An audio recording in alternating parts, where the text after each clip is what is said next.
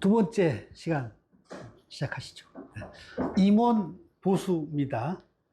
소득 유형 중에서 이제 제일 중요한 의사결정 요소라고 저는 생각하는데, 이것도 역시 우리 비상제한기업 실무에서는 제대로 개념 인식하지 못하고 제대로 하지 않고 있지 않나라고 생각되는 이슈 중에 하나입니다. 자, 임원 보수. 자, 이거 이제 보셨고요. 이제 정관 정비 작업이 이제 끝나면 임원 보수 규정, 이제 제 자치 규정들을 정비하게 되고요. 이게 이제 대표적인 소득의 유형인데, 요거는 이제 돌아가실 때에 대한 규정이니까 빼고요. 일반적으로 이제 보수, 배당, 퇴직금, 이거를 가장 대표적인 출구 전략으로 뭐 이렇게 소득의 유형이라고 얘기합니다. 그래서 요 두 개는 매년 지급받는 소득이고요. 그러니까 이제 생애 주기로 보면 이건 매년 경영할 때 받는 소득, 그리고 이제 은퇴하실 때는 퇴직금을 받죠. 그리고 이제 돌아가시게 되면 유족보상금인데, 이거는 이제 사실은 근무하시는 기간 동안에 어떤 그런 사고나 그런 리스크에 대비하기 위한 그런 규정이죠. 첫 번째로 임원 보수 지급 규정을 보실게요. 자, 회사 이익은요, 여러 이해관계자들이 이 몫을 가지고 가죠. 회사가 일정한 이익을 벌면 정부나 지자체도 돈을 내야 되죠.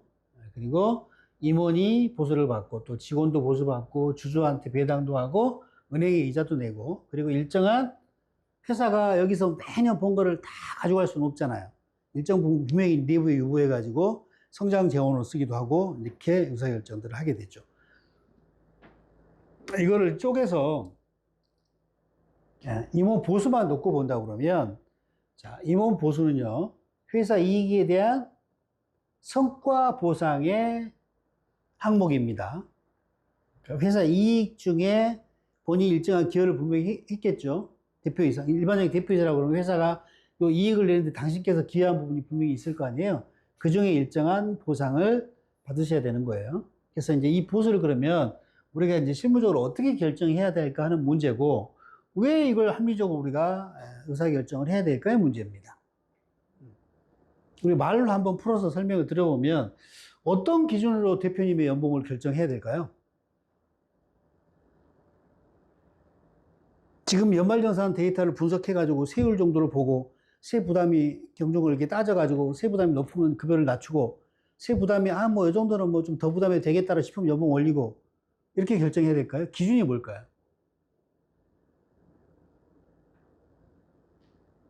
답 여기 있어요. 회사의 이익이 기준이 되죠. 당신이 경영하셔가지고 이익을 낸 거니까 이 중에 몇 퍼센트를 보상받을 거냐에 대한 의사결정이 임원보수 결정 기준입니다. 몇 퍼센트를 보상받을 거냐는 다음 장표에서 보고, 자, 그러면 왜 이거를 대부분 우리 비상장 기업들이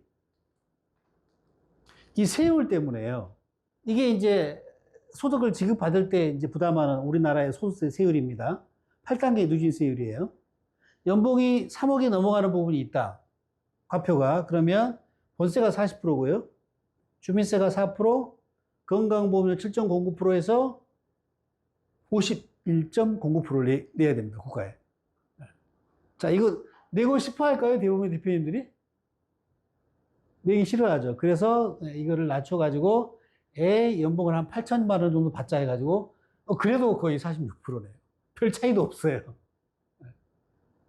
그래서 실제로는 이 부담을 하고서라도 이 정도 보상을 받아야 되는 분들이 이 소득세 내는 게, 특히 건강보험료 아까워가지고 낮은 세율로 가려고 하는 경향이 있다라는 거죠. 네. 이제 그럼에도 불구하고 논리적으로는 이 세금을 내더라도 연봉을 합리적으로 올려야 된다라는 건데, 자, 왜 그렇게 해야 되냐 이거죠. 왜? 내가 소득세 많이 낸다고 국가가 나한테 뭐 특별히 보장해 주는 것도 없잖아요. 네. 노후도 내가 따로 해야 되고, 국민연금 얼마나 된다 그거 믿고 절대 노후를 즐길 수는 없죠. 왜 해야 될까요? 왜? 이거를 대표님 이 개념을 인식하고 오늘 돌아가시는 게 사실 몇 억짜리입니다. 몇 억짜리.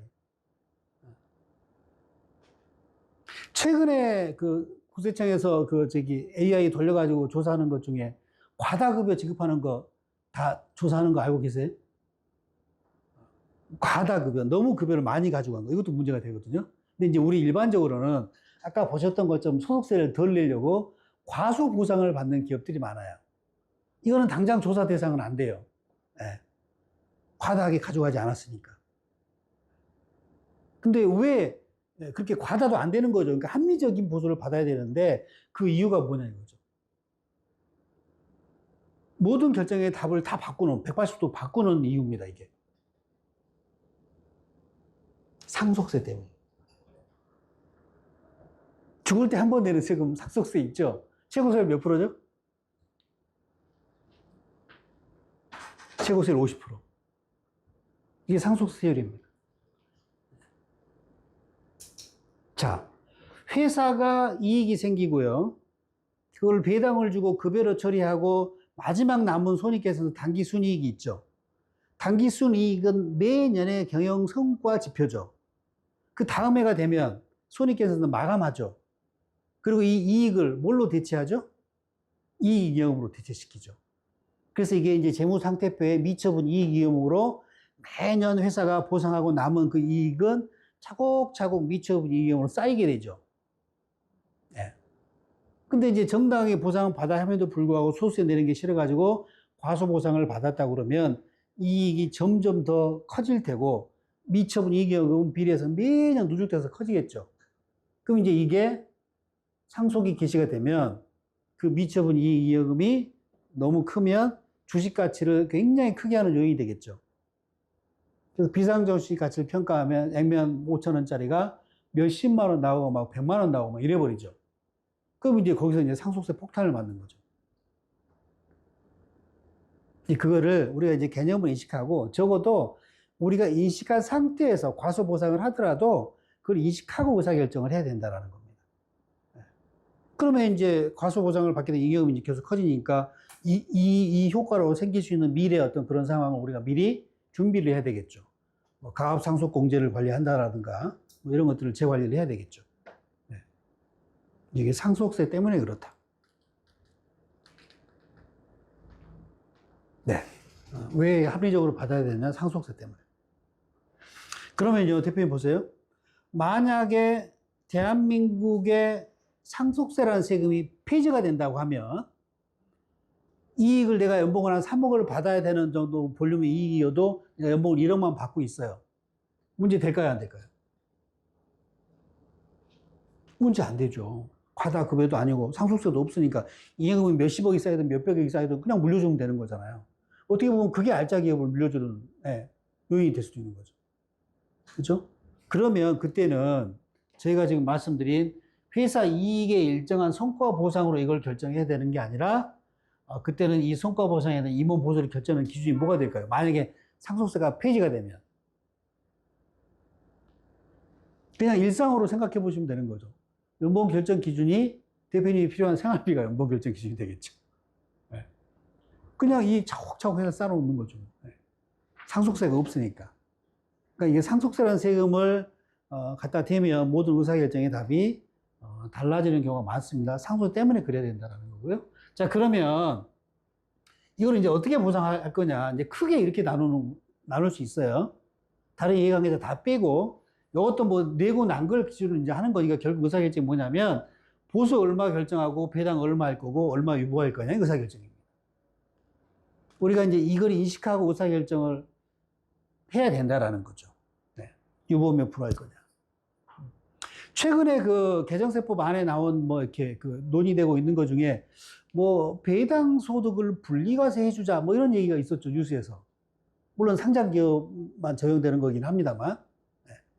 야, 니네가 배당 소득 받으면 급여나 이런 종합소득을 합산해가지고 그냥 세금 반 때리는 게 아니고 그냥 따로 해서 분리과세 해줄게. 물론 이 세금 적게 내는 효과가 분명히 있겠죠. 상당한 수준에.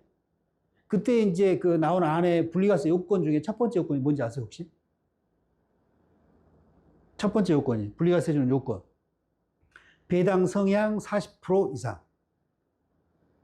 너네 100% 써? 그럼 40% 이상 주주한테 배당해. 그러면 분리과세 해줄게. 그러니까 그거는 이제 정부 입장에서 보면 이상적인 배당의 몫이죠. 40%. 근데 우리가 이제 그렇게 할 수는 없죠. 비상장애는. 그럼 이제 몇 프로 할 거냐. 머릿속으로 한번 대표님 한번 생각해 보세요. 미래 성장도 해야 되니까 유보도 해야 되고, 주주한테 배당도 해야 되고, 보수도 가져가야 돼요.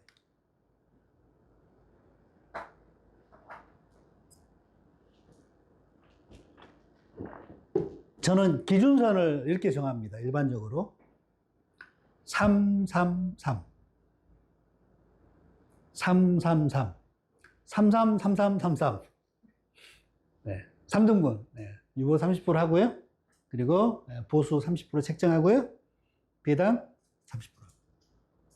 근데 이 보수, 이게 이제 오늘 이번 시간에 강의 주제니까 회사가 버는 영업이익의 몇 프로로 연봉 결정할 거냐. 3자 들어가게 보상하셔야 돼요. 그건 받으셔야 된다고. 그러니까 회사 이익이 10억 정도 볼륨이 나면 대표님 연봉이 최소한 3억 이상. 10억 곱하기 30%. 상황에 따라서 이제 뭐 33%도 나오고 35%도 나오고 뭐 이렇게 결정이 됩니다. 20억이면 2, 3은 6억. 이렇게 결정되는 보수가 임원 보수다라는 거죠. 그래서 돌아가시면 대표님이 받는 연봉을 회사 영업이익이나 뭐 이익으로 한번 거꾸로 나눠보세요. 우리 회사의 대표님의 연봉이 30%를 보장을 받고 계신가? 낮게 나왔다, 15% 나왔다. 굉장히 과소 보상 받고 계신가? 그만큼 이계음 효과가 계속 누적되고 있는 거죠. 그리고 배당도 안 했다. 잘못된 보상 책임입니다. 이론적인 관점에서. 그래서 그걸 좀 인상하는 그런 의사결정도 필요할 수 있다라는 겁니다. 근데 이제 그런 공식이나 이런 개념을 인식하고 매년 보수 의사결정을 하는 회사가 그렇게 많지 않은 것 같아요. 많지 않은 것 같아요. 저희가 관리하는 데는 한 30%, 그러니까 3자 안 넘게 합니다. 4자 안 나오게 보수는 4자 안 나오게 돈 필요하면 그냥 배당 처리하거나 이렇게 하셔야 되고, 그러니까 이 보수는 과하면 또 세무상 문제가 됩니다. 과하지 않은 과소인 경우에는 당장 세무상의 문제는 생기지 않지만 먼 미래에 그 상속세를 폭탄을 만드는 효과가 있는 것이고, 과한 보상을 받은 당장 세무상 문제가 생겨요. 근데 이제 배당은요, 아무리 과하게 결의를 하고 과하게 지급하더라도 세무상 문제는 어떤 경우도 생기잖아요. 배당은. 다 이건 상법의 영역이기 때문에 세법에 들어올 그 처분이 들어올 여지가 아예 없습니다. 미처분 이외의 법 내에서만 결정하면 아무 문제가 없어요. 돈이 필요하면 요거는 이제 마지노선이라는 게 있는 거고, 이건 그게 없으니까 뭐 이걸로 배당으로 처리하든가 이런 의사결정을 하셔야 된다는 거죠. 그래서 임원 보수는 회사의 이익의 일정 비율로 받아야 되는 보상이다. 그래서 지표는 대부분 영업이익 기준으로 합니다. 영업이익으로. 과세 관청에서 임원 보수가 적절한지 이런 어떤 심판이나 이런 분쟁이 생기면 영업이익 대비 몇 프로 뭐 이런 게 논쟁이 되거든요. 그래서 기준은 영업이익으로 삼으면 될 테고, 아까 이제 이런 개념으로 보면 뭐 세전 이익이 뭐 합리적인 기준이 될 수도 있겠죠. 어쨌든 우리가 이제 그거를 어떻게 결정할 건지를 내부적으로 정해서 그거를 이제 실무단에 적용할 때는 임원 보수 지급 규정을 만드는 거예요. 그 자치법규를 회사 실정에 맞게끔 만드셔야 되는 거고요. 자, 정부가 우리 회사가 저 이익이 나는데 직접적인 기여를 아무것도 안 한 정부가 20.9%를 가져가죠. 내년부터는 22%를 가져가게 되겠죠. 세율 1%포인트씩 개정된다고 하니까. 자, 그러면 생각해 보세요, 대표님. 회사 이익이 정말 임직원들이 막 고생해서 정말 힘들게 이렇게 이익을 이렇게 창출을 했는데 정부가 22%를 가져가요. 그러면 적어도 대표님은 이거보다는 더 가져가야 되시는 거 아니에요? 그러지 않습니까? 근데 이제 낮게 보상을, 소득세 때문에 그런 거예요. 아까 이 세율 세계 보셨지만요. 대한민국 보세요. 어느 정도 이익 규모가 나는 그런 회사는요, 평생 반 안 내놓고는 대한민국에서 못 합니다. 이거 보세요. 1억 5천만 초과되는 부분도 거의 49%예요. 거의 반이에요. 이 세율 올라가는 구간, 요때까지만 좀 이렇게 뭐 간극이 좀 있지만, 그 이후부터는요, 3%포인트, 2%포인트 이렇게 올라가는 거예요. 별 차이가 없어요. 네. 그러니까 좀 이익 나면 연봉 1억 5천은 다 넘으실 거 아니에요. 물론 이제 이 누진업과 그러면 이제 한계서열을 보면 이제 조금 낮아지기도 하겠지만 어찌됐든 연봉이 좀 높아지면 무조건 반은 국가한테 일단 내야 됩니다. 동의하시죠? 은퇴할 때도 마찬가지예요. 뭐 이것저것 배당 받는 거 있고 뭐 연금, 배당, 뭐 임대소득 좀 합쳐가지고 1억 언저리 넘어갔다? 그러면 또 반이에요. 그럼 죽을 때는요? 죽을 때도 반이죠. 근데 이 죽을 때 이 반은 세율일 뿐인 거지 덩어리 개념으로 보면 엄청난 차이가 있죠. 우리가 지금 살아있을 때 내는 이 세금 소득세는 1년에 얼마 벌었는지가 기준이잖아요. 1년에 얼마 벌었는지가. 근데 상속세는요? 너 평생 얼마 벌었니? 돌아가실 때 모든 재산 가치를 다 평가해가지고 50%를 때리는 거죠. 그러니까 이건 완전 개념이 틀리죠. 그래서 이 세금을 못 내면 집안이 망한다는 얘기가 나오는 거예요. 우리 주변에 5월 달에 종합소득세 못 내가지고 집안 망했다는 얘기 들어본 적 있어요? 세금 낼 때 그냥 돈이 좀 딸리는 뿐인 거죠. 한꺼번에 내다 보니까. 근데 상속세는 진짜 이거는 무서운 세금이거든요. 50%를 내지 못하면 정말 뭐 어디로 어떤 문제가 생길지 정말 상속인들은 고통스러운 삶을 살아야 될 수 있어. 그리고 재산이 많은 게. 당장 한 5년, 10년 동안. 연보연납 신청한다 해도요, 진짜 힘든 생활을 상속인들이 살아야 됩니다. 그래서 이거를 덜 내는 게 중요한 게 아니다. 대한민국은 어쩔 수 없다. 어쩔 수 없다. 그래서 이게 이제 이 정도 넘어가면 이제 큰 차이 없긴, 도끼 객견이기 때문에 그런 합리적인 어떤 개념을 가지고 임원 보수에 대한 의사결정을 하시는 게 필요하다. 물론 여기 오시는 분 중에 회사의 이익 규모가 너무 작아서 대표가 연봉이 1억도 안 넘는 그런 회사도 있을 수 있겠죠. 근데 그런 것들은 전혀 문제되지 않죠. 실제 세무조사 할 때도 대표님 연봉이 1억 미만의 뭐 7천, 8천인 분들은 임원 보수 가지고 뭐 규정 봅시다. 뭐 급여대장 한번 가져와 보세요. 뭐 해서 따지지 않죠. 그러니까 일단 조사할 때 타겟은 뭐냐면 합리적이지 않은 과다한 보수를 받았을 때 문제를 삼아요. 과소 보수는 문제가 되지 않고.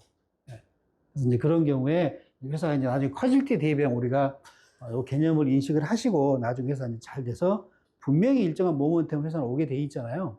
그때는 이제 이익도 많이 나시게 되고, 그때는 이게 굉장히 중요한 개념이 되는 거죠. 네. 중요한 개념. 간혹 유튜브 이런 데 보면요. 뭐 연봉 2억이다. 이거를 뭐 연말에 데이터를 쫙 막 분석해가지고 공제가 어떻고 해가지고 뭐 지금 한계 세율이 뭐 요구가 있으니까 뭐 세금을 조금 더 올려도 뭐 이 정도밖에 부담 안 되기 때문에 연봉을 인상해야 된다. 뭐 이런 유튜브도 있어요. 근데 그거는 임원 보수에 대한 개념을 아예 고려하지 않고 지금 하는 유튜브예요. 대표님이 연봉 결정하는 게 지금 세율이 몇 프로 부담하고 있다. 이게 기준이 절대 될 수 없어요. 회사 이익이 얼마고 그중에 대표님 기여가 얼마냐. 이게 기준인 거죠. 이거는 그런 합리적인 기준에 결정된 금액에 대해서 대한민국 소득세 계산 구조에 따라서 계산을 했을 때 적용되는 세율 결과값에 불과한 거예요. 이 결과값이 연봉을 얼마로 결정하는 기준이 돼서는 안 된다는 거죠. 그래서 개념을 인식하고 실무를 좀 이렇게 반영하시는 게 필요할 수 있습니다. 자, 임원보수의 이제 법률적인 개념. 자, 퀴즈입니다. 퀴즈 대표님. 어느 해에 대표님이 기본급으로 4억을 받으셨고요. 상여급을 1억을 받으셨고, 또 마침 좋은 사유가 아니긴 합니다만, 배우자가 뭐 이렇게 무슨 뭐 병 걸리셔가지고 진단서를 떼봤더니 한 6개월 치료를 하셔야 된대요. 그래가지고 대표님이 당신 퇴직금을 중간정산을 했어요. 그게 15억이에요. 자, 이렇게 지급받으셨을 때 임원보수로 지급받은 금액이 얼마일까요? 임원보수.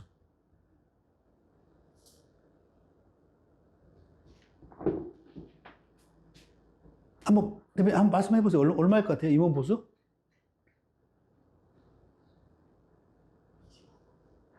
20억. 5억이라고 답하셔야 되는데. 뒷장 답 보신 거 아니에요? 우리가 일반적으로 이 질문을 들으면 다 대부분 5억이라고 말씀을 하세요. 왜냐하면 이거는 제가 질문을 뭘로 드렸어요? 보수를 물어봤죠. 이건 퇴직금이잖아요. 분류과세 따로 계산하잖아요. 급여와 상여금은 근로소득으로 봐가지고 연말정산, 총급여에서 연말정산하고 종합소득이 합산되는 거고, 퇴직금은 분류과세하고 종합소득이 합산도 하지 않잖아요. 그죠? 그러니까 우리 인식은, 보수 그러면 매년 지급받는 기본급, 월급, 상여금 이걸 얘기하는 걸로 인식을 하고 있다고. 이거는 퇴직금이라고 생각하고 있어요. 그게 이제 우리는 다 뭐냐면, 20억 답을 말씀을 하셔가지고 이제 그런데, 많았으면 분명히 5억 답이 나왔을 거거든요. 그래서 우리는 이거를 세법의 눈으로 보고 계신 거예요. 좀 전에 20억 답 하신 분은 상법의 개념을 알고 계신 분인 거예요. 상법상 임원보수는요, 20억이에요. 상법상 임원보수는. 세법상 보수는 5억이고, 이건 퇴직금인 거예요.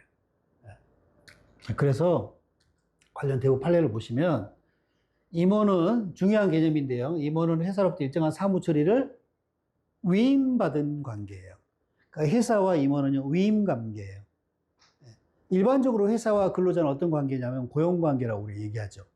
그거랑 완전히 다른 관계가 되는 거고요. 그래서 상법에는 이사의 보수는 뭐 정관의 계획을 정하지 않을 때는 주정기를 정한다라고 규정하고 있는데, 여기서 말하는 이 보수라는 건요, 그러니까 상법에는 보수와 퇴직금이 따로 구분되어서 법령이 규정되어 있지 않습니다.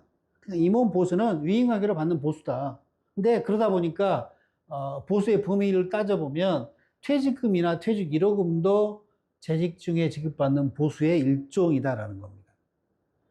상법상 임원 보수의 범위는요, 이거 다 포함이에요. 다 포함. 그래서 이렇게 됩니다. 지금 이렇게 지급이 됐다고 그러면 상법상 임원 보수는 20억이 되는 것이고요. 세법상 소득은 5억 원은 근로소득으로 과세를 하고 있는 것이고, 요거는 퇴직금으로 불과세하고 있는 거죠. 어떤 조세 정책적 목적 내지는 이런 것 때문에 소득을 이렇게 구분해서 과세를 이렇게 하고 있는 것이지, 보수는 20억인 거죠. 이렇게 쪼개지는 그런 개념입니다. 네. 자, 그러면 이 개념이 우리 실무할 때 어떤 거랑 연관이 있을까요? 네, 보수한도. 네. 그거 어떻게 알고 계세요? 만약에요, 회사의 정관에 이사의 보수와 퇴직금은 주청 결의로 정한다라고 해놓고요, 다음에 회사가 주청해가지고 우리 1인당 임원 보수 한도는 1인당 10억씩 한다라고 결의해놨어요. 그리고 이게 없었으면 다 10억 한도 안에 걸리겠죠. 근데 이게 있은 거예요. 네. 그러면 어떤 문제가 생기냐면, 상법상 주청의 계류 10억을 한도로 한다고 지금 정관으로 주청에서 결의해 놓은 거잖아요. 근데 얼마 준 거예요? 20억을 준 거예요. 10억은 회사가 주청 계류를 정한 보수 한도를 초과 지급한 상태가 되는 거예요, 법률적으로. 네. 그럼 만약에 이게 세무상 잣대를 갖다 대면요, 니네 정관에서 10억을 한도로 했는데 20억을 지급했네? 그럼 세무상은 뭐가 되는 거예요, 20억은? 네, 가지입금 처분이 되거나, 상환하지 않으면 송금상의 상해 처분을 당할 수 있는 거죠. 이 개념이. 그래서 이 개념이 정관 정비 작업을 하거나 임원 보수 규정, 임원 퇴직금 규정을 정비하실 때 녹아져 있으셔야 돼요. 네. 정관에서 보수를 얘기할 때는 뭐 이건 퇴직금이나 별개의 소득을 얘기한다라고 이렇게 가로를 해가지고 표현을 하시든 그렇게 해서 관리를 하셔야 돼요. 정관을 관리하실 때, 정관 조항 관리하실 때. 그래서 20억이 임원 보수다. 이렇게 상법상 임원 보수의 개념인 거고요.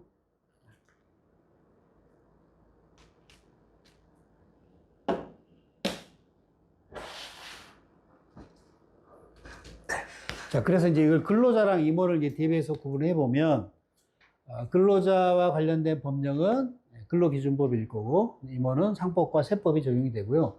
자, 관계 이게 중요합니다. 이 개념이. 근로자는 고용관계라고 우리가 얘기하고요. 임원은 상법상 위임관계다. 부서 성격이 그래서 고용관계에 따른 근로의 대가고요. 임원은 위임받은 뭐에 대한 보수요? 경영 성과에 대한 보수. 그래서 회사의 영업이익이 얼마냐가 보수의 결정 기준이 되는 겁니다. 네. 법률적으로 이런 보수를 받는 분이기 때문에. 그리고 이제 기타는 한번 보시면 될 것 같아요. 네. 그래서 이제 여기 보면 이제 보수 일정은, 그러니까 직원한테 돈을 얼마 주는 거는요, 규정 이런 건 필요 없어요. 내부적으로 결정해가지고 얼마 줘도 아무 문제 없습니다. 다만 이제 뭐 특수관계자한테 과다한 보수를 주는 건 문제가 되죠. 세법상도. 근로자라도. 그리고 이제 임원은 회사가 정한 임원 보수 지급 규정을 정하는 방법에 따라서 경영 성과의 일정한 범위 내에서 결정이 돼야 된다. 이거는 이제 과다한 보수를 지급하게 되면 문제가 됩니다. 과다한 보수. 세법상 한도 존재하고요. 관련 법령 확인하실 거고, 지금은 이제 상법상 임원 보수의 개념입니다. 세법 얘기는 이제 바로 뒤에 나올 거예요. 네. 그래서 임원 보수 지급 규정이 필요하다. 그래서 이 필요에 따라서 우리가 임원 보수 지급 규정을 내부적으로 관리를 하셔야 됩니다. 그래서 이제 개념으로 보면 이런 거죠. 회사 영업이익이 10억일 회사라고 그러면 경리팀의 연봉이 4천이었어요. 회사 이익이 올해 2배가 났어요. 영업이익 20억이 됐어요. 그럼 이렇게 됐다 해서 회사 이익이 2배 났으니까 경리팀장 연봉을 2배에서 8천만 원 인상해 줘야 되나요?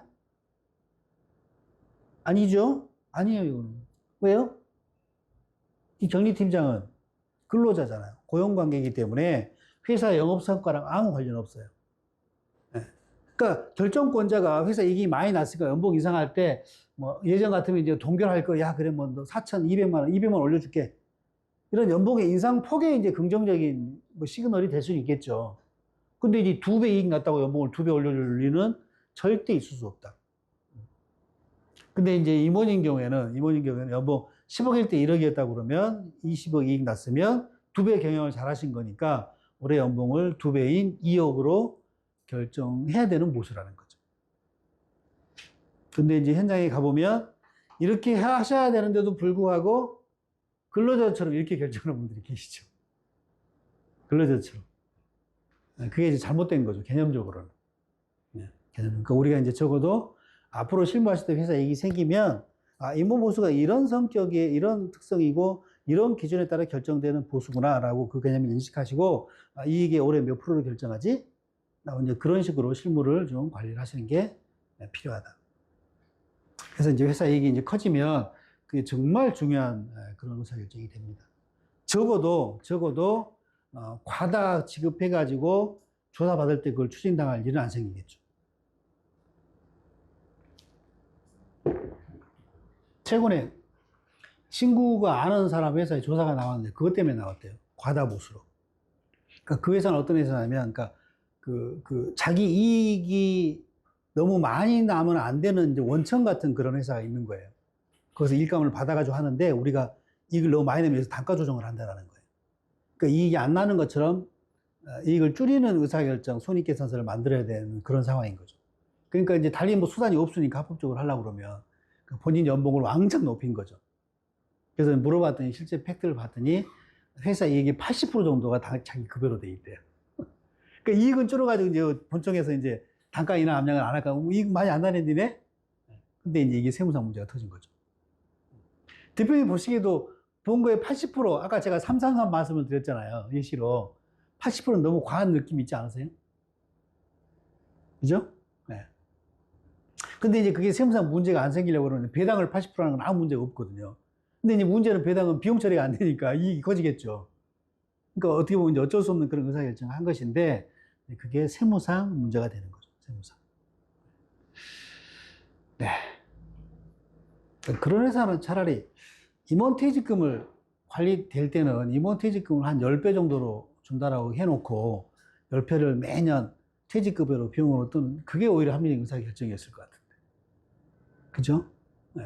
세무상 인정 안 되죠. 문제는 이제 회계상 재무제표가 문제인 거잖아요. 그게 이제 뭐 이렇게 신용평가가 이런 데 들어가게 되는 거, 그거 가지고 이익을 산정하니까. 네. 규모가 이제 얼마인지 모르겠지만, 하여튼, 임원 잔뜩 등재시켜가지고, 그게 차라리 나을 수 있죠. 그리고 이제 그 원천과 관계가 이제 끊어져 그럴 때 이제 뭐 다시 낮추면 되는 거니까, 퇴직하기 전에만. 그런 아쉬움이 남는 그런 사례도 있더라고요. 자, 개념 이제 이해하시겠죠? 임원 보수가 받는 개념. 이렇게 결정하셔야 되는 보수다. 자, 그 다음에 이제 임원 보수 관련된 법령 내용 볼게요. 자, 상법에는요, 이렇게 딱 한 줄 있습니다. 임원의 보수에 대해서. 보수를 우리 그 세법처럼 뭐 보수, 뭐 상여 퇴직금 이렇게 구분해서 정의하고 있지 않고요. 이렇게 딱. 자, 이사의 보수는요, 정관에 그 액을 정하지 아니한 때는 주주총회 결의로 정한다라고 되어 있습니다. 자, 그럼 우리 회사에서는요, 상법에는 정관에다 정하지 않으면 총회 결의로 정하게 돼 있네 라고 이제 인식을 하시고, 우리 회사는 그 임원보수를 정관에다가 정할지 주총 결의로 정할지를 결정하셔야 돼요. 일반적으로 정관에 정하는 거는요, 임원보수의 총 한도 정도를 정합니다. 총 한도. 그러면 정관으로 정할지 총회 결의로 정할지를 결정하셔야 됩니다. 이건 강행 규정입니다. 강행 규정. 만약에 보세요. 회사가 정관에 이렇게 돼 있어요. 가장 있는 사례가 있나? 이거 저기 퇴직금 할 때 있나? 자, 이렇게 돼 있어요. 상황이 정관에 이렇게 돼 있어요. 정관에 이사의 보수 및 퇴직금은 주총회로 정한다라고 정관에 규정이 돼 있어요. 정말 잘못된 온시정관, 다듬어져 있지 않은 그런 정관 꽤 있습니다. 매출액이 1,000억이라서도 그렇게 된 정관 제가 봤어요. 네. 우리나라 그 일이 업체인데, 공구 이런 일이 업체인데, 이사의 보수 및 퇴직금 주총계를 정한다라고 돼 있어요. 자, 근데 회사가요, 주총회는 안 했어요. 그 결의를 안 했어요. 정관에서는 주총회 결의를 정한다고 해놓고 주총 결의로 임원 보수 정한 적이 없는 거예요. 근데 대표님 연봉이 3억씩 매년 받고 있어요. 자, 그러면 법률적으로 지금 이게 어떤 상태일 것 같으세요? 회사의 헌법 같은 정관에서 주총 결의를 정한다라고 했는데 주총 결의를 정하지도 않고 매년 3억씩 받고 있죠. 그러면 대표는요, 청구권 없는 보수를 계속 3억씩 받고 있는 거예요.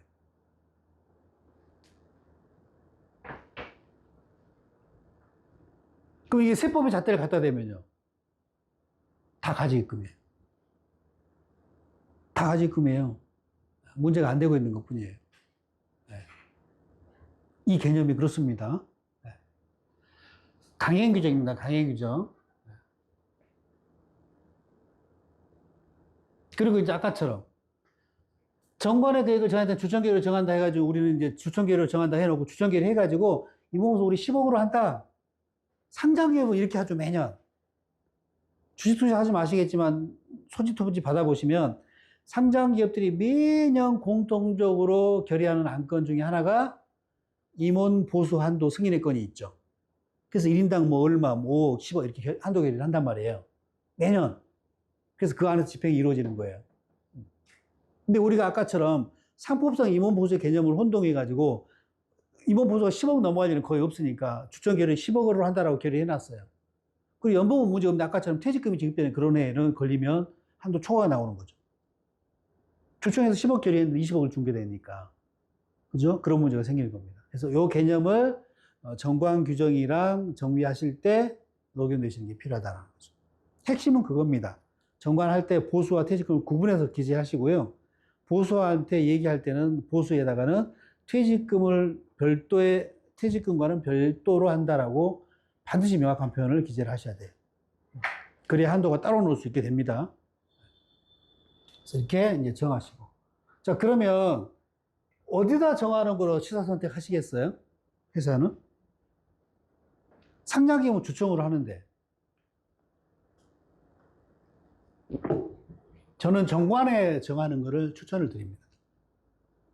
정관에 임원 보수해가지고 퇴직금과 별개 소득으로 하고 구체적인 임원 보수 지급은 회사가 별도로 정한 임원 보수 지급 규정에 의한다라고 위임시키고 이 경우 1인당 한도는 10억으로 한다, 뭐 15억으로 한다라고 정관에 딱 못을 박아버리면 매년 주총할 때 임원 보수 한도 결의할 필요 있어요, 없어요?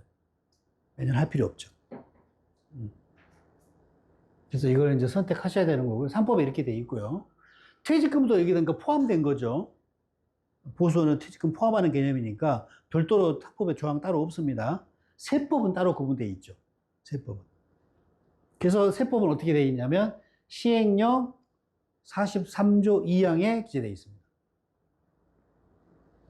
두 줄. 이거 보이시나요? 한번 속으로 읽어보세요. 이 두 줄. 저게 임원 보수에 대한 세법 조항입니다.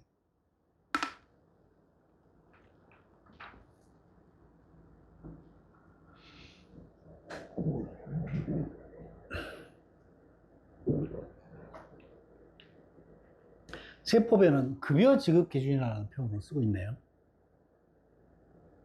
실무상은 이렇게 표현하지 않죠. 실무상은 임원 보수 지급 규정, 뭐 임원 보수 및 상여금 지급 규정 이런 형태로 제목을 달죠. 네.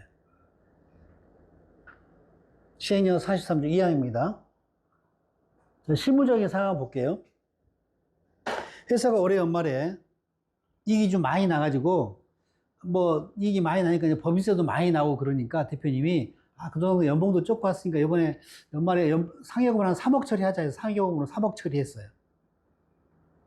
근데 그 다음에 또 마침 세무조사를 나온 거예요. 세무조사관이 근로소득 원천지급을 달래요. 그 해에 쫙 보수지급 내역이 나와 있는. 근데 거기 봤더니 12월에 딱 상여금이 찍혀 있는 거예요. 상여금을 3억 받았네? 원천지급 이행사항 신고하면 연말상 다 제대로 했겠죠, 당연히. 근데 이 조사관이 뭐라고 그러냐면, 임원 상여금 지급 규정을 가져오래요. 임원 상여금 지급 규정을 가져오래요. 근데 회사는, 우리 그런 거 없는데요?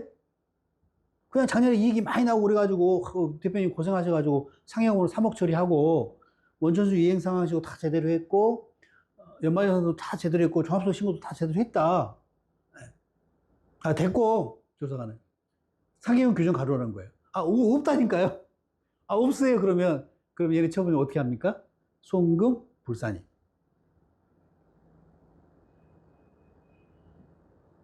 생각해 보세요. 아니, 회사가 열심히 이익 나가지고 세금, 연봉 그만큼 고생한 대표한테 상여금 지급하고 세금 낼 거 다 냈는데 이게 뭐가 문제죠? 왜 이걸 송금 불산이 한다는 거예요? 뭐가 근거냐 물어봤죠. 그 조사관이요. 법인세법 시행령 43조 2항을 보세요. 2항 봤더니 이렇게 돼 있어요.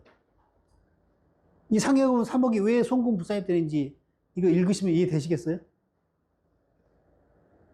핵심이 뭐예요? 뭐 가져오라고 그랬어요, 조사관이? 상여금 지급 규정 가져오라고 그랬죠. 우리 없었죠? 이 기준이 없은 거예요, 회사가. 기준이 없는 거예요. 자, 세법에서 요구하는 이 기준은요, 한도로 작용합니다. 정한 기준이 있잖아요. 그러면 그거보다 더 주면 초과 지급하는 금액을 송금으로 인정하지 않겠다고 했잖아요. 근데 회사가 아예 이 한도 적용되는 기준이 아예 없었잖아요.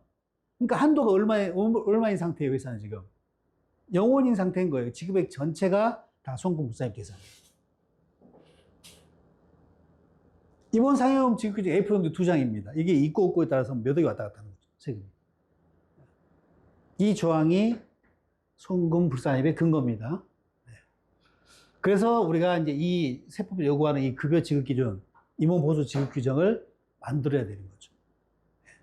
그래서 거기서 정한 기준대로 그 한도 내에서 집행을 하게 되면 세무상 송금 요건이 치유가 되겠죠. 송금 불산입 요건이. 기타 이제 여기에 보면 이제 뭐 이런 직균이 없는 경우에 송금 살파도 없다 그런 사례 뭐 수도 없이 많이 있죠. 그래서 이게 이제 세법의 규정이고요. 시행령이 있고, 그 다음에 또 하나 중요한 규정이 하나 있는데요. 여기 집행기준이 있는 내용이거든요. 요 위에 있는 게 매월 지급받는 고정적인 정기적인 급여, 월급에 대한 얘기고요. 밑에는 부정기적으로 지급받는 상여금, 뭐 인센티브 이런 걸 얘기하는 거거든요. 근데 약간 이게 취급이 달라요. 위에 이 월급에 대한 거를 보면 사용인과 임원, 요 사용인은 이제 근로자로 이해하시면 될 것 같아요. 근로자와 임원을 구분하지 않고 월급은 원칙적으로 다 비용 인정해 줄게 라는 그런 뉘앙스인 거고요. 밑에 상여금은 근로자는 원칙적으로 다 비용 인정해 줄게. 근데 임원은요, 임원은 한번 따져보겠다라는 거예요. 그러니까 세무 리스크 측면에서 보면 월급은 세무 리스크가 웬만하면 다 비용 인정해 준다는 개념이니까 적은 거고, 상여금은 근로자들은 리스크가 없는데 임원은 세무상의 리스크가 조금 있다 이렇게 해석할 수도 있는 거죠. 그래서 가능하면 이런 세무 리스크를 우리가 고려한다고 그러면 이걸 집행할 때 월급의 범위를 키우고 이걸 줄이는 게, 항목을 줄이는 게 세무 리스크를 다운하는 그런 의사결정이 되는 거죠. 그죠? 기본급을 적게 해서 월급은 굉장히 낮고 연말에 상여금으로 왕창 이걸 보상을 받는다고 그러면 이건 안 좋은 구조죠. 뭔 말인지 알겠죠? 네. 실무하실 때. 그래서 이게 세법의 취급을, 그러니까 월급과 부정기적인 상여금 등의 취급을 볼 수 있는 아주 중요한, 실무적으로 굉장히 중요한 개념의 집행기준 내용입니다. 그 다음에 이제 뭐 이런 얘기는 한번 보시면 됩니다. 한번 보시면 되고, 자, 그리고 이것도 한번 보시면 되니까, 세법을 왜 이렇게 규제를 하느냐. 이 주식회사이기 때문에 그런 거죠. 이렇게 뭐, 영향력인 임원들이 급여 못 먹으면 왕창 법인 이익을 가져가려고 하는 걸 방지하는 데 있다라는 거고요. 그래서 이제 이거를 상법과 이제 세법을 종합해서 보면 상법에는 이렇게 돼 있고 388조 어디서 결정할지 정해야 되는 거고요. 정관에 정하는 게 이제 일반적으로 바람직하다는 거고요. 그다음에 세법에서는 사전에 정한 지급 기준, 지급 규정 이거를 요구하고 있는 거죠. 그래서 이 조항 때문에 우리가 임원보수 지급 규정을 정비를 하셔야 되는 겁니다. 그래서 규정이 있을 때와 없을 때 천지 차이가 나는 거죠. 그래서 이걸 관리를 하셔야 된다는 거고요. 그래서 임원보수 지급 규정을 제정하셔야 돼요. 회사에 다 임원보수 지급 규정이 있으시죠? 근데 참 이렇게 실무하는 거 보면 안타까운 게 뭐냐면요. 회사에 이 규정이 웬만한 회사는 다 있어요. 누가 만들어줬어요? 변호사가? 법무사가요? 임원보수 지급 규정 법무사가 만들어줬어요? 법무사는 텍스의 전문가가 아니에요. 실제 우리 현실은 누가 만들어주고 있나요? 노무사가 만들어주고 계세요? 그렇게 해서 제시된. 아, 그래요? 네. 노무가 아까 저런 임원보수의 저런 개념 이해하고 있는 노무사일까요? 그죠? 실제, 이제 많이 안 오셔서 그런데, 실제 우리 현장에 가면 누가 이걸 만들어주고 있냐면요. 보험 설계사가 만들어주고 있죠. 컨설팅 한다고 다니는 분들. 대부분 그래요. 네. 이분들이 이런 개념을 인식하고 회사의 실정에 맞는 그런 규정 정비 작업을 할까요? 아닐 거래요. 본인이 가지고 있는 샘플에다 회사 이름만 바꿔가지고 뭐 설명도 안 하고 그냥 이게 규정입니다라고 뭐 해서 막 공조 받아가지고 막 갖다 주고 이럴 거래요. 그래서 앞에서 보셨던 그런 임원보수의 개념, 그리고 상법과 세법에 있는 그 규정의 내용, 이걸 고려해서 회사 실정에 맞는 지급 규정을 만드셔야 돼요. 몇 장 되지도 않아요. 정할, 의사결정할 사항 몇 개 되지도 않아요. 네. 그런 내용들을 정하셔야 된다. 의미 없고요. 적용 범위도 뭐 특별한 의미 없습니다. 자, 급여의 구성. 여기서부터 의사결정이 필요하죠. 아까 요 2항이 연봉은 기본급 구성인데 이게 월급을 얘기하는 거고요. 이건 이제 3항이 부정기적인 항목에 대한 급여를 얘기합니다. 이거를 일단, 요거를 이제 어디까지 둘 건지 의사결정이 필요하고요. 아까처럼 저는 일단 1차적으로 권유 드리는 게 뭐냐면 요 3항을 아예 빼버리고 부정기적 항목 아예 빼버리는 거예요. 빼버리고 그냥 기본급으로만 간다. 이게 저는 이제 어떻게 보면 세무 리스크가 가장 적은 의사결정일 수도 있죠. 근데 이제 이게 대부분의 이거 이제 진단을 해보고 이제 대표님이랑 상담을 해보면 아, 뭐 연말에 뭐 사이나 인센티브 요거 하나 넣고 가지 라고 하는 분들이 많으신 것 같아요. 그 대표가 원하면 이제 넣어야 되는 거예요. 원하면. 네. 그래서 의사결정 때 요거 결정하시고요. 그 다음에 제일 중요한 게 기본급. 아까 대표님 연봉을 결정한 기준이 뭐였다고요? 회사의 이익. 대표님이 기여한 이익. 그거에 대한 일정 비율로 보장받는 게 연봉이니까. 자, 그러면 이 대표님 연봉을 언제 결정할까요? 언제 해야 될까요?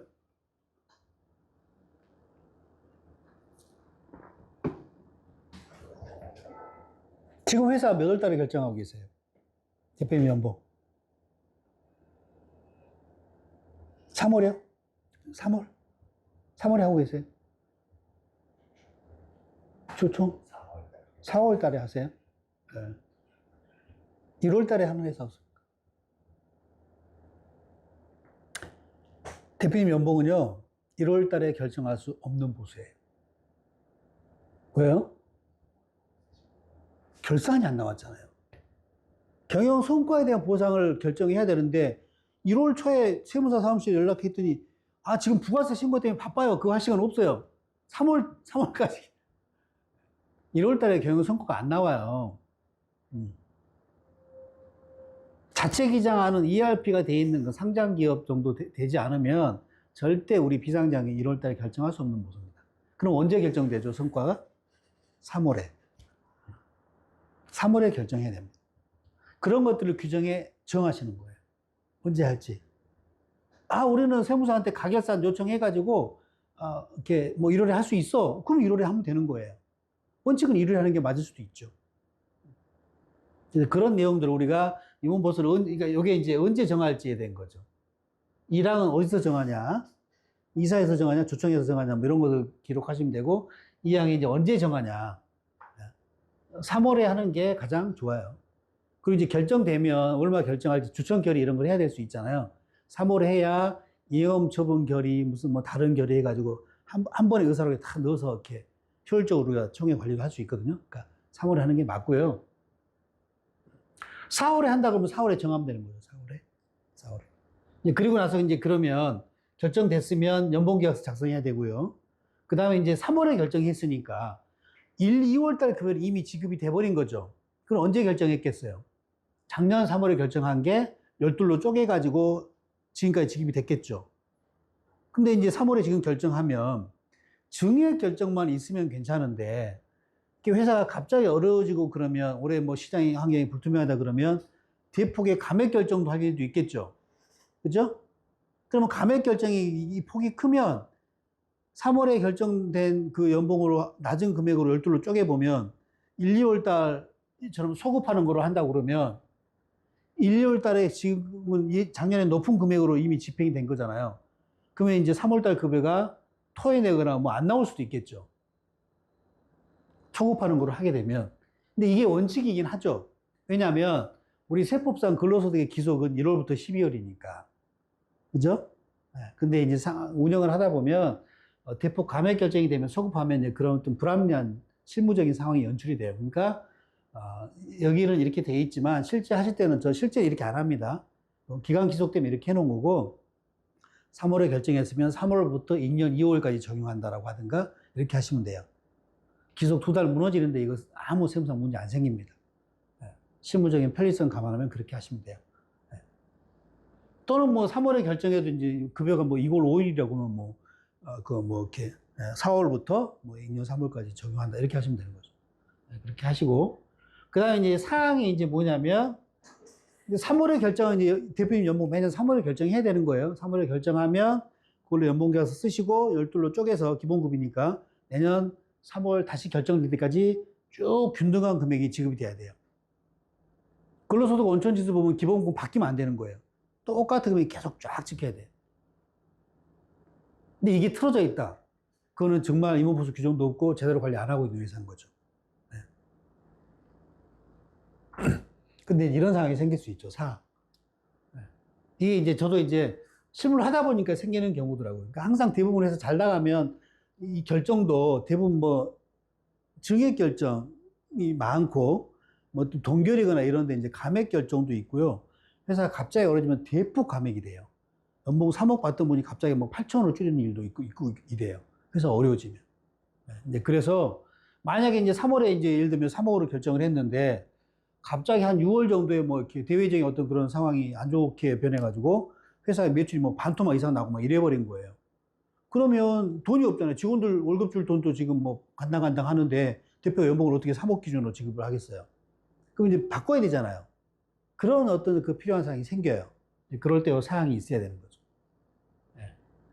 연도 중에 이제 이런 증감을 달리 정할 필요가 있을 때는 결정해야 된다. 그때 이제 추천 결의를 해야 된다. 그리고 이제 연봉계약서도 변경해야 되겠죠. 연봉계약서도 임원권 관리하셔야 됩니다. 이렇게 해놓으셔야 돼요. 이게 제일 중요한 점, 기본급. 하고 중요한 거. 이렇게 이제 회사가, 우리 회사 상황을 이제 점검하셔가지고 언제 결정하고 뭐 이런 것들 다 정하셨잖아요. 그러면 집행은 이거 기준으로 집행이 이루어져야 돼요. 그죠? 우리 회사의 규정에 3월에 결정을 해서 3월에 결정해야 되는 거죠. 근데 이제 막 어떨 때는 3월에 바쁘니까 이거 다음 달 해. 뭐 4월에 결정하고. 이런 일이 있으면 안 되는 거죠. 이거는 회사가 만든 법인 거예요. 자치법규. 법규입니다, 법규. 뭐 보수규정, 명칭만 보수규정일 뿐이지 우리 대내적으로 지배하는 효력이 있는 회사의 자치 보수와 관련된 자치법규를 만드신 거예요. 그대로 집행을 하셔야 되고요. 그리고 이제 상여금 뭐 이렇게 보시고 뭐 대표님도 이렇게 받으실 건지 판단해 보시고 이거 필요 없다 그러면 빼버리면 되는 거죠. 빼버리면.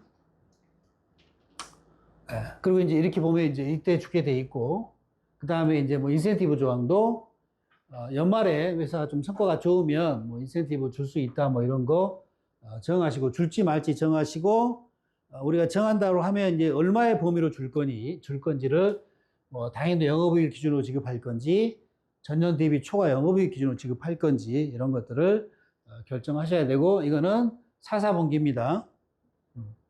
4사분기 인센티브 지급하니까 세무 대리한테 뭐 요청해야 돼요 또? 가결산 요청해야 됩니다. 저희 기장업체요 4사분기 때 상여금 주는 손해사정업체가 있거든요. 이것도 맨날 귀찮아 죽겠어. 결산해야 돼요. 막 다른 거 막 부가세 거 더 바빠 죽겠는데 그 자료도 제때 안 주면서 막. 그래서 세무사가 힘들어요. 네.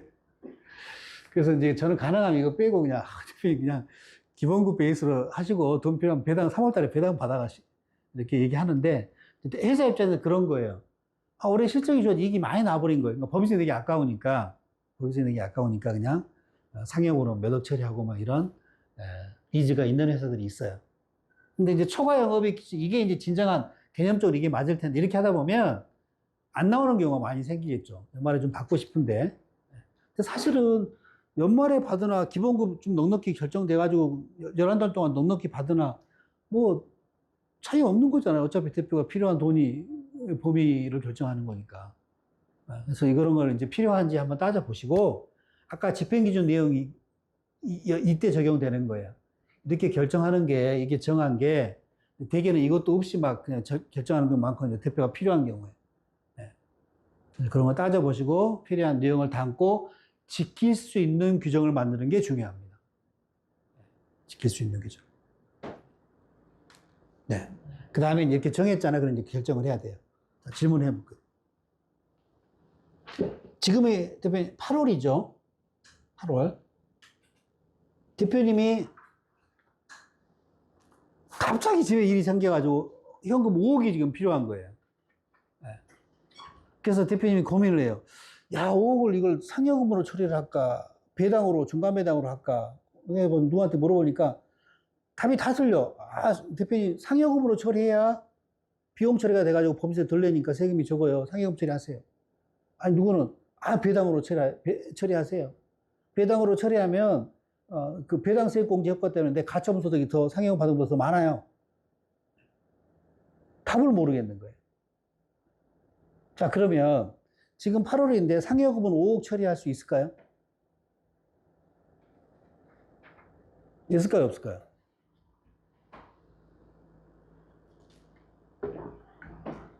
대표님, 우리 지금 공부하셨잖아요. 이게 우리가 답을 낼 수 있는 사안이 아니에요.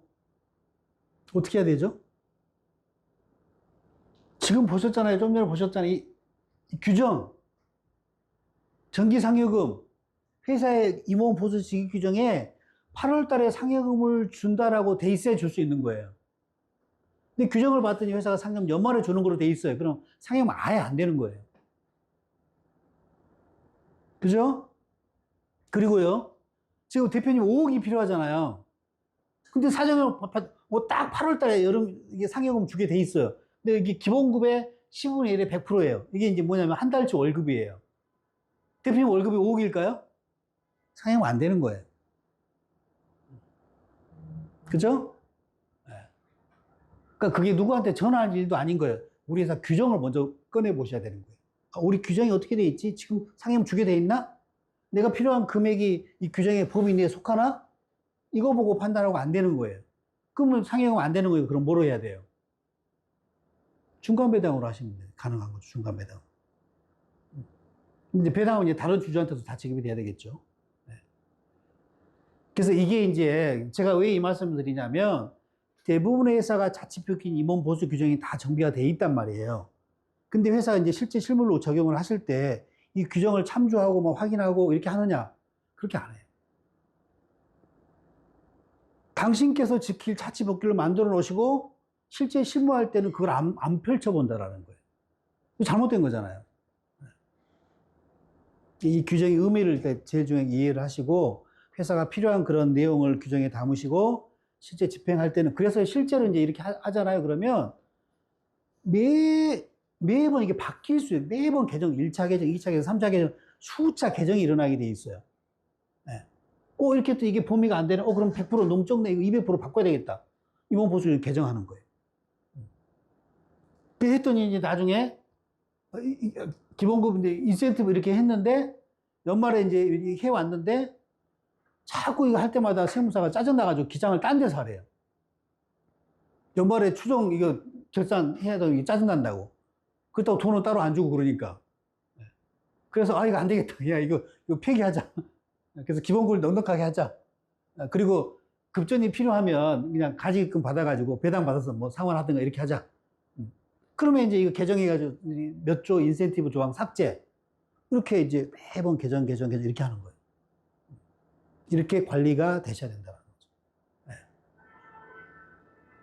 그래서 이제 그게, 그러니까 그런 실무적인 관리까지를 컨트롤을 하면서 이렇게 규정 정비 작업을 도와주는 사람이 없는 거예요. 그렇게 관리를 하셔야 되는 거고요. 자, 어쨌든 이제 이렇게 필요한 규정을 만들었잖아요. 만들었으면 이제 매년 보수 결정을 해야 된다. 그래서 보수와 배당의 차이입니다. 그래서 매년 성과 보상, 매년 제때해야 된다. 매년. 네. 그러니까 나중에 이렇게 제때 안 하다가 한꺼번에 하게 되면 상여금 문제가 생긴다는 거죠. 그럼 과다 보상 이런 문제가 생기겠죠.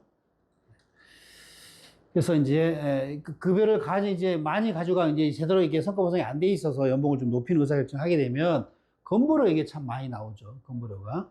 네. 이제 그래서 낮게 하게 되는데 그게 이제 아까 말씀드렸던 상속세랑 관련이 있다. 보상을 적절하게 안 받으면 임기금이 계속 쌓여 나가서 나중에 주식 가치가 엄청나게 평가된다. 그래서 이런 절차대로 실무를 하시면 될 것 같아요. 요 표 있는 거 있죠, 요거? 실무 이대로 하시면 됩니다. 이대로.